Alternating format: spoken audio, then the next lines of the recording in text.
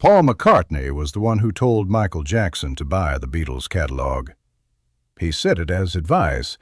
He never believed Michael would actually do it.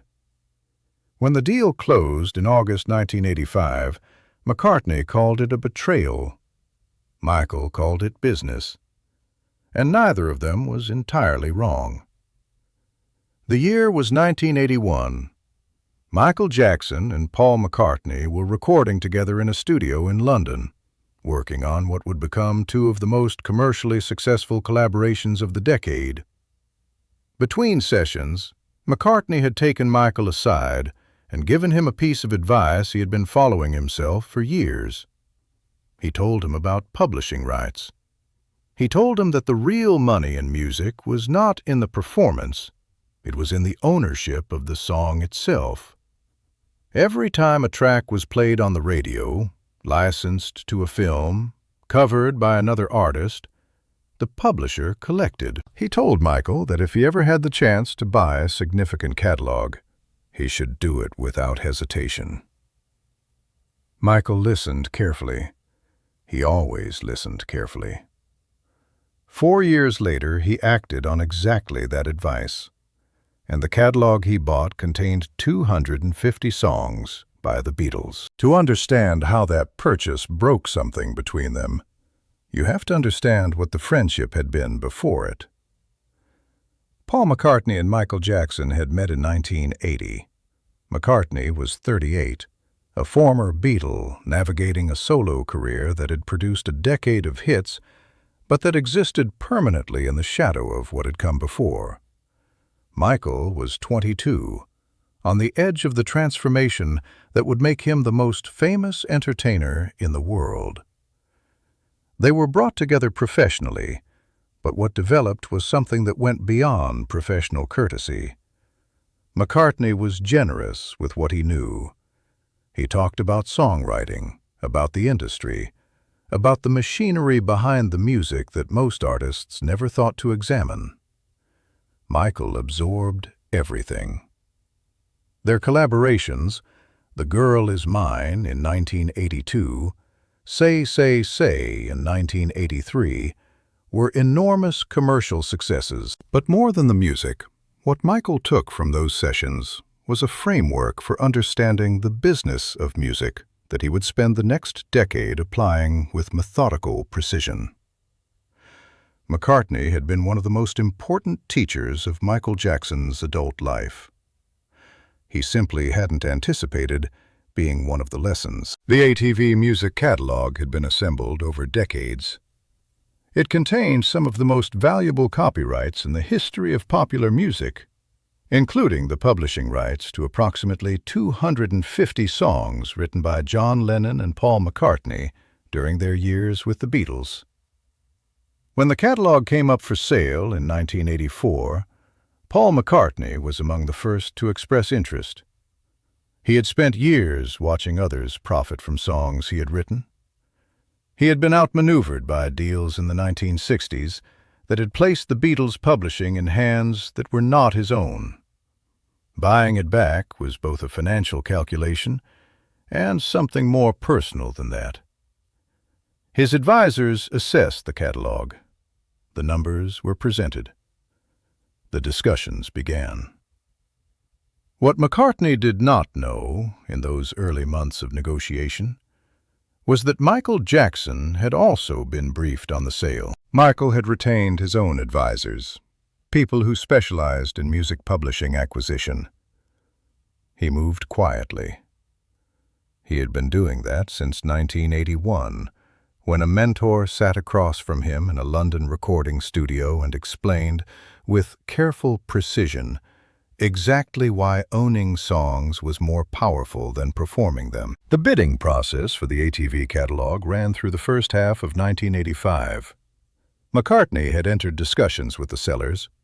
Michael's bid came in higher. McCartney's team responded. The numbers escalated.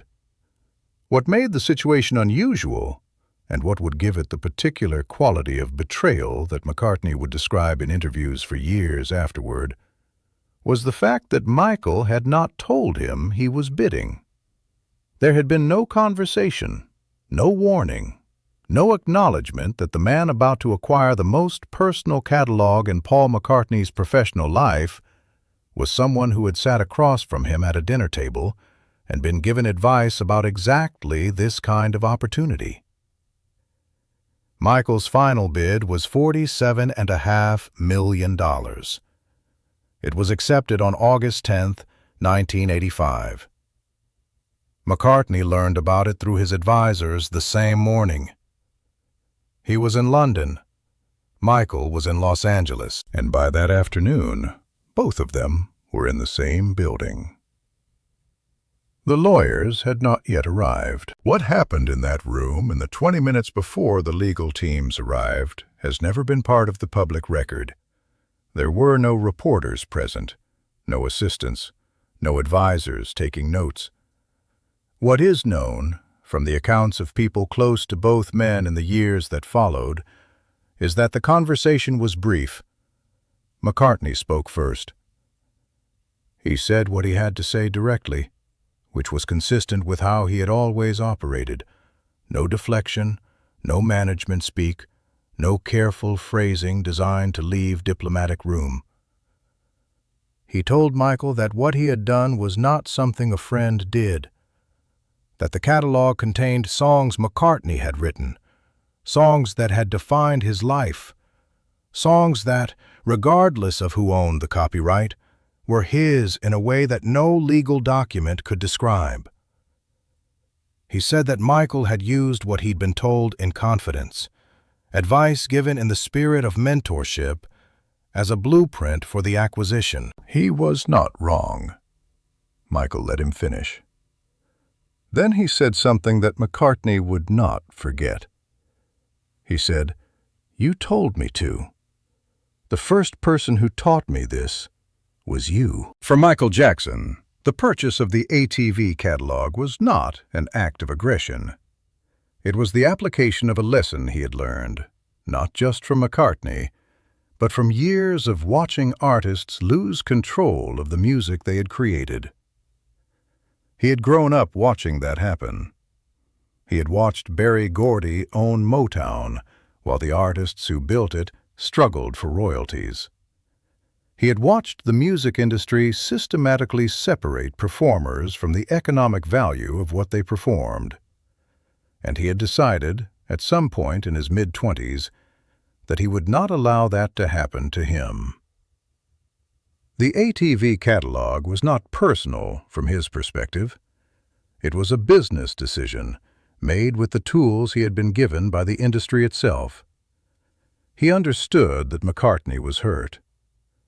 He understood that owning the publishing rights to songs you had written was a different kind of loss than losing a negotiation to a stranger. But he also understood something that McCartney, in that moment, could not yet see.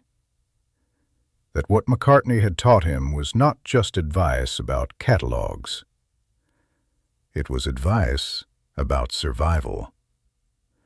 And Michael Jackson had been learning how to survive since he was 9 years old. Paul McCartney left the building before the formal signing was complete.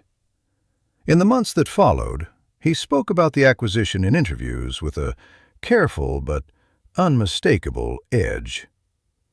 He called it, in one widely reported exchange, not a very nice thing to do.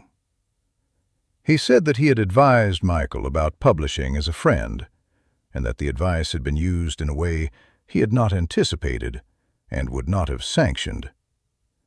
Michael did not respond publicly. He never addressed the falling out directly in any interview.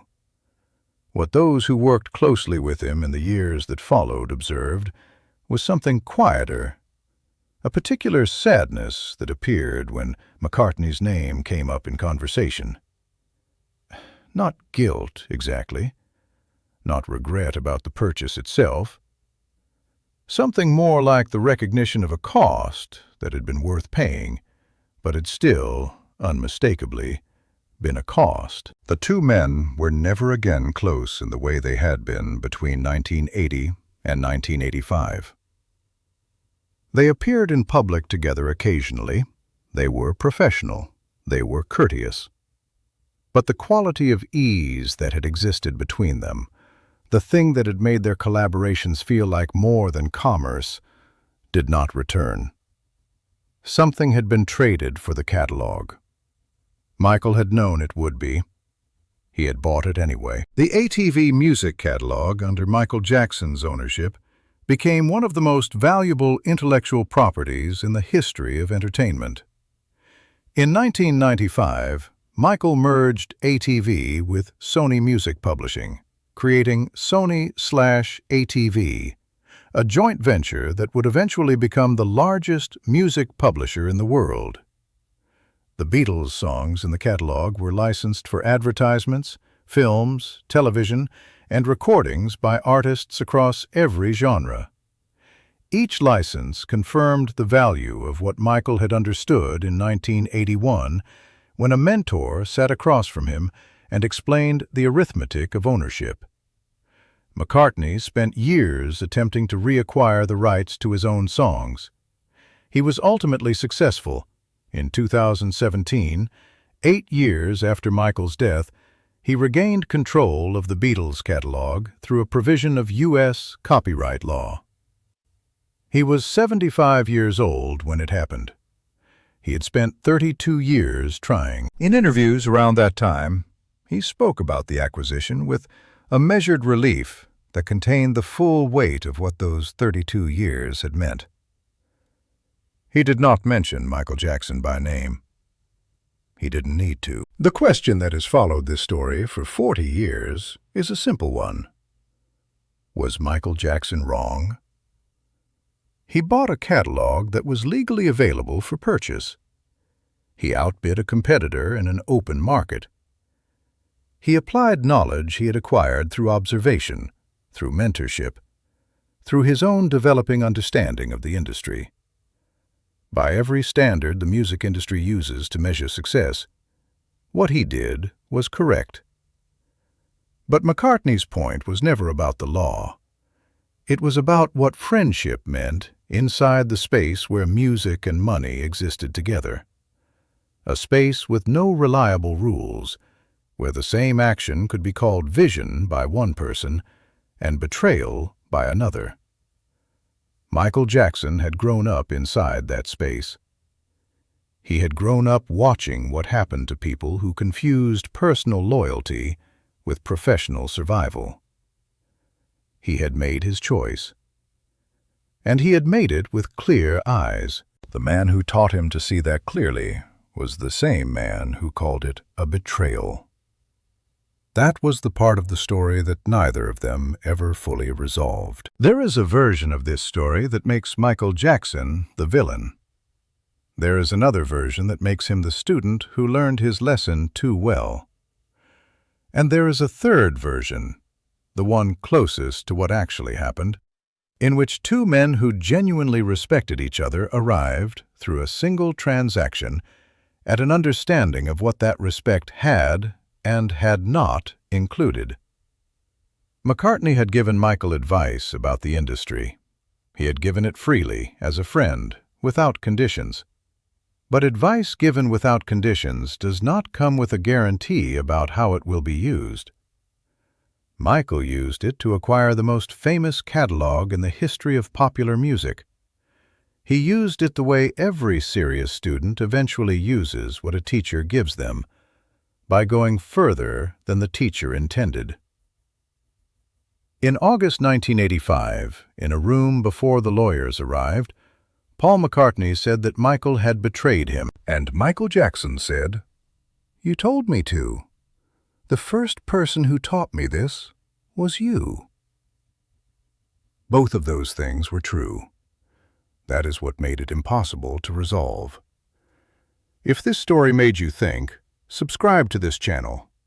Every week we bring you the moments behind the music that history almost forgot. Share this video with someone who has ever given advice that went further than they intended. And leave a comment. Was Michael right? Or was McCartney right? We want to know what you think. Because in this story, unlike most, there is no clean answer.